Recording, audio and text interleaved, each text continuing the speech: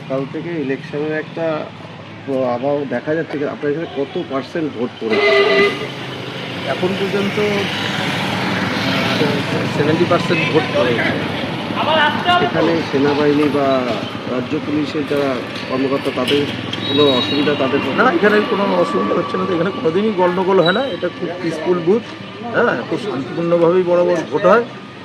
এখন নির্বাচন কমিশনের কড়াকড়ি পশ্চিমবঙ্গ দিদির উন্নয়নের বিরুদ্ধে জোর করে দখল করতে হবে তার প্রচেষ্টা, কিন্তু সেই প্রচেষ্টা সফল হবে না। ব্যর্থ হবে। দিদি আবার আসবে, এই ওয়ার্ডও জিতবে আর বাংলাও জিতবে।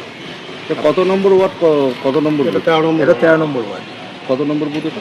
এটা হচ্ছে 231 এবং 232 নম্বর। কতটা আশাবাদী, কতটা? আমরা পুরোপুরি আসি বা আশাবাদী পুরোপুরি। আপনার নাম আর পরিচয়? তারক দাস, 13 নম্বর ওয়ার্ড কাউন্সিলর।